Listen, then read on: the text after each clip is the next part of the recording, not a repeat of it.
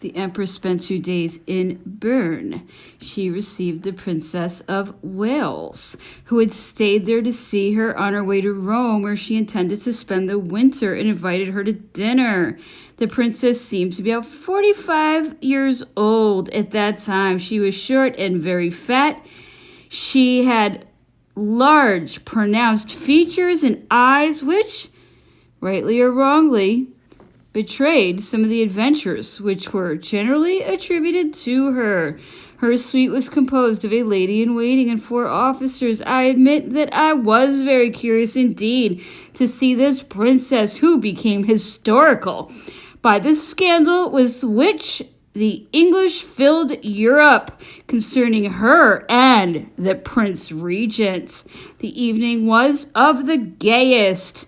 We had some music with General Nyberg at the piano. The Empress asked the princess to sing, and she consented to do so, on condition that Marie-Louise should sing with her. The Empress said that she was so timid that she was unable to bring forth a sound when anybody was listening to her. The princess encouraged her, saying that as far as she was concerned, she was never frightened except for her friends. As a matter of fact, and to tell the truth, she sang with a voice of which I will say nothing, except that it really showed this princess's courage. One of her plans was to go and visit the emperor at Elba. She was traveling with a child about 12 years old, which had a very pretty face. She had not brought him to the empress's house. This was the famous Austen, who was so much spoken about in the memoirs published under her name, memoirs which she publicly disavowed as a libelous pamphlet. She said that as she did not know who was the child's father, but she loved it just as much as she loved her daughter. She was dressed in an ample white muslin dress trimmed with lace. Her head was adorned with a large veil, rather like those worn by the priestesses of Greek tragedies, which covered her waist, her shoulders, and both sides of her bosom. This veil was fastened with a diadem of diamonds. She also wore a magnificent necklace of several rows of pearls and traveled in this array. Apart from this, in spite of her figure and dress, which frankly might be styled curious, the Princess of Wales had the appearance of an excellent woman, simple, straightforward, and putting everybody at his ease. Her lady-in-waiting's figure was not less singular than her mistress's. The officers were of very good appearance. One of them was the son of a celebrated Englishwoman, Lady Craven, who married the Margrave of Anspach. The other 2 were young officers of the Prince of Wales's regiment. The 4th was Dr. Holland, who was said to be a very good doctor. We left Bern to return to Vienna, traveling through the small cantons. The Empress was accompanied by General Nyberg and his adjutant Hrabowski, Countess de Brignoles, Madame Hérault, and her husband, etc., etc. Monsieur de Coucy had returned to Paris. Monsieur de Bessay and Madame Hérault de Sorbet, one of the 2 dames de noces, who had followed the Empress on her departure from Paris, had preceded her to Lindau, where they were awaiting her with the carriages.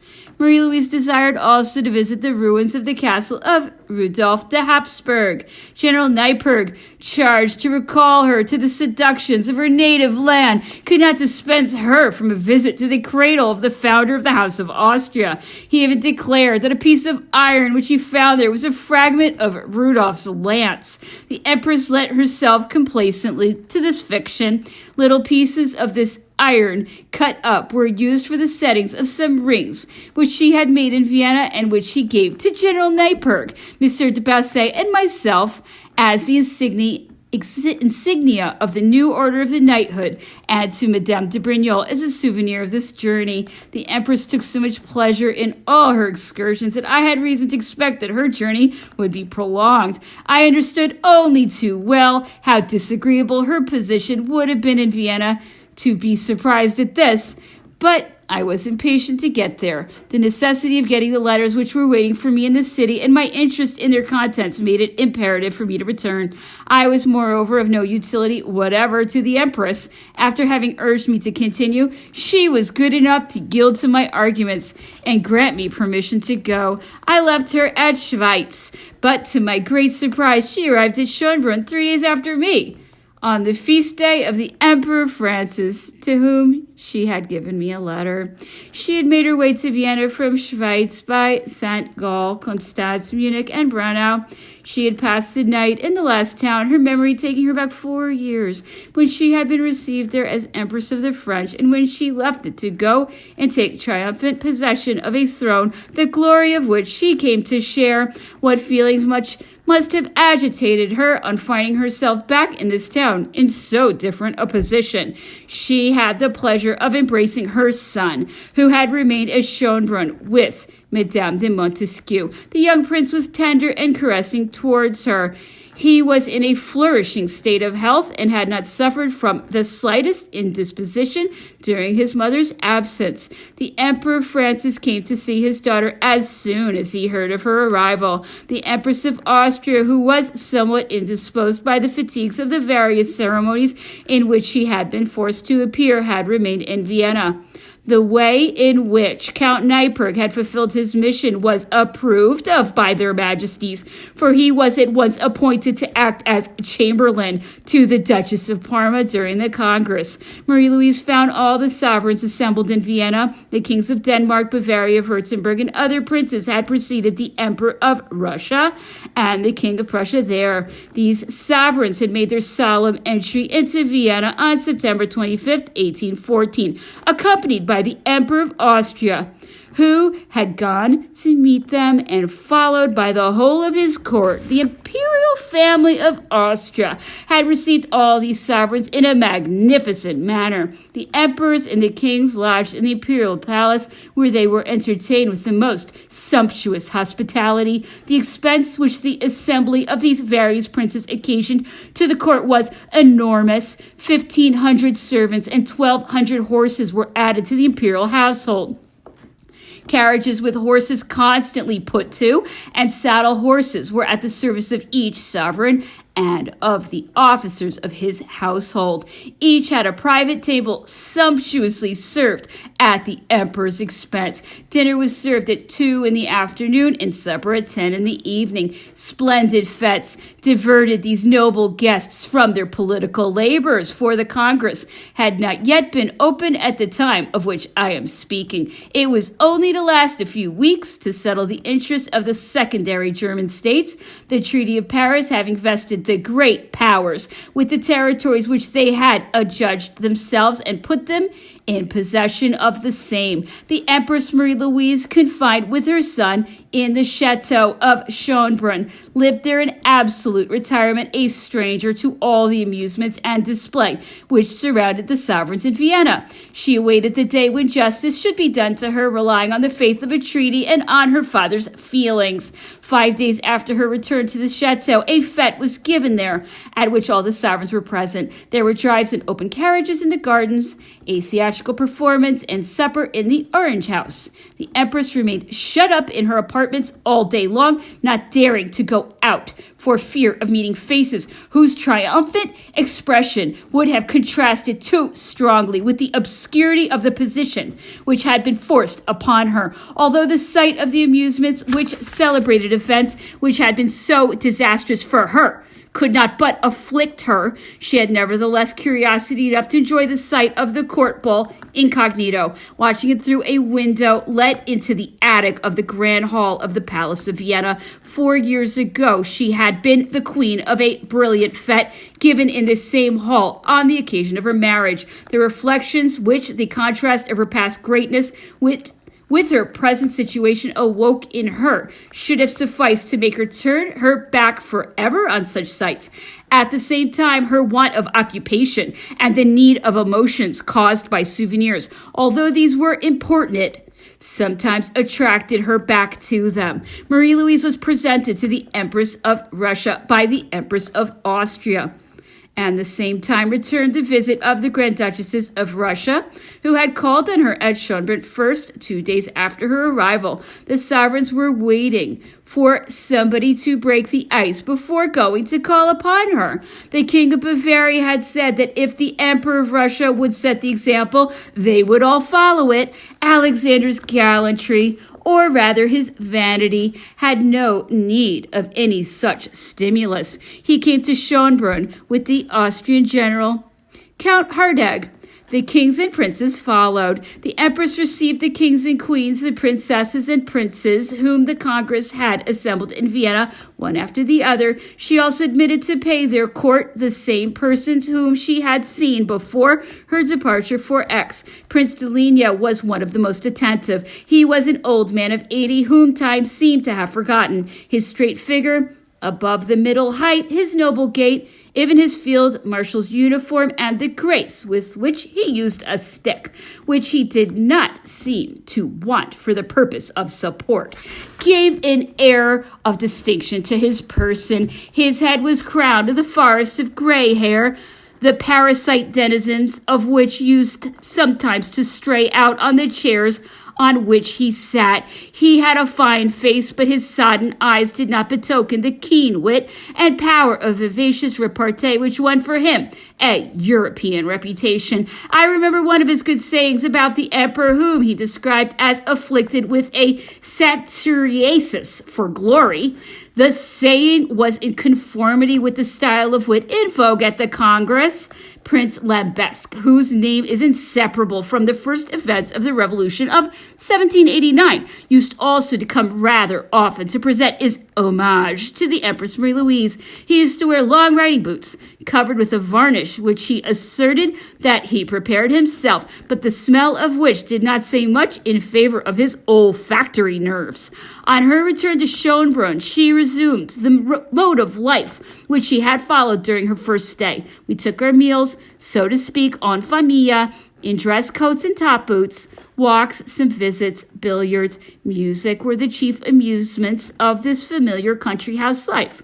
Tuesdays and Saturdays were devoted to some invitations, as the Empress wished to be free during the rest of the week. She used to leave Schönbrunn almost every day at 1 o'clock to go and see her father. Sometimes she would take her son with her. This young prince was only taken to the Emperor of Austria on solemn occasions, on feast or birthdays. The youngest of the Emperor's sons, Archduke Francis, whose age most nearly approached his nephew's, used to come rather often to Schönbrunn to spend a few days with him. Marie-Louise met with real kindness towards herself and her child only from her father and her sisters. The rest of the imperial family did not take the interest in the child which was due to his age and his position. The Empress and her brothers-in-law spoke of nothing less than making a bishop of him. The emperor was sometimes obliged to force them to keep silence. These hostile sentiments against Napoleon and his son were shared by a crowd of subaltern agents and writers whom the sharing of the spoils of the French Empire had attracted to Vienna, and found an echo in a certain class of Viennese. During one of the Empress's visit to one of the foreign princesses, a crowd of sightseers who had gathered round her carriage expressed their opinion that it was very bad taste on her part to have retained the imperial French arms on the panels of her carriages and on the buttons of her servants' liveries. These remarks obliged Marie-Louise to change them. Her uncles rarely came to see her. The youngest Archduke Rudolph, who under the appearance of health hid a complication of diseases, took advantage of the moments when these diseases left him at peace to visit his niece. He was very amiable and very gentle. His constant sufferings had given an expression of melancholy of his features. He was a great musician and painted agreeably. Sometimes he would improvise at the piano, and whilst doing so would often be attacked by a nervous attack, the violence of which used to make him faint. The Emperor of Austria, accompanied by The Emperor of Russia and the King of Prussia left at the end of October for Hungary. The Emperor Alexander showed himself at the Emperor Francis's side on his entry into Buda, dressed in a Hungarian uniform. The Austrian monarch's confidence, taken in connection with the secret designs attributed to the Tsar on some of the provinces of Hungary, seemed imprudent to the Hungarians attached to the House of Austria. We had reached the last days of October, and the Congress had not yet set to work, which justified Prince de Ligny's well-known saying, "The Congress dances, but does not go." At the same time, in the midst of the tumult of balls, banquets, and amusements of every kind which each day brought with it, the most serious questions were being debated, but they were so complicated and so divergent were the interests at stake that it was difficult to establish the basis on which to found the drafting of the various definite treaties. The Empress's interests were subjected to the same oscillations. On her return to Vienna, there began for her a series of vicissitudes, the object of which was to gain time and to complicate the question of the possession of the duchies of Parma. The Vienna cabinet pretended to decline from a feeling of delicacy to listen to any proposal in favor of Marie-Louise. The Emperor Alexander protested his intention of maintaining the stipulation of the Fontainebleau Treaty of April 11th, which assured the sovereignty of Parma to the Empress. The politics of Russia were not interested in this question. Prussia and England only attached but slight importance to it. The government of Louis XVIII and Spain, on the other hand, manifested the most violent opposition. Marie-Louise, once so lofty, had fallen so low that she and her son could be disposed of without consulting her. The interest which she could hope for was purely gratuitous. It could only become efficacious by a docility on her part which would suffice to dissipate the mistrust which, as the wife of Napoleon, she inspired. The only prince who seemed to defend her cause then was Alexander, who never lost an opportunity of parading chivalrous sentiments. The lady who had been Empress of the French played in Vienna the roles of a suitor who had no access to her judges, whose family, though strong enough to defend her, observes a despairing neutrality, and who has no support but the interested zeal of a friend and the protection of a powerful man, anxious rather to do himself credit by his good offices than to render her real services. Her declared adversaries were the Spanish plenipotentiaries, the former queen of Etruria, charged with the guardianship of her son, not having been able to obtain for him the restitution of Tuscany ceded in 1801 to the infant of Parma. Her husband had thrown herself back on the duchies of Parma, the paternal inheritance of this son. This princess's claim were supported by the Spanish legation with an obstinacy to which the most hostile feelings against the Emperor Napoleon gave fresh force. The French plenipotentiaries favored this pretension. The Austrian cabinet, whose policy tended to the invasion of the Italian peninsula, strongly desired, though without letting it be seen, to see an Austrian archduchess in possession of the duchies of Parma, amongst which Piacenza moreover afforded a strong military position. The Emperor Francis, however, to whom his cabinet wished to give the merit of disinterestedness, or whose scruples it apparently wished to respect, offered to leave the decision as to his daughter's interest in the hands of the Allies, as well as the settlement of the indemnity to which she was entitled. He carried his abnegation to the point of consenting to the proposal made by France that this indemnity should be taken out in fiefs in Bohemia, known by the name of the Bavarian Palatinates, belonging to the Grand Duke of Tuscany, with reversion to the Emperor Francis's domain. These fiefs were later on assigned to Napoleon's son in compensation for the succession to the states of Parma, which was refused to him. These estates consisted of lands situated in Bunzlau, Czeslau, Klattau, Lümeritz, and Recknitz districts.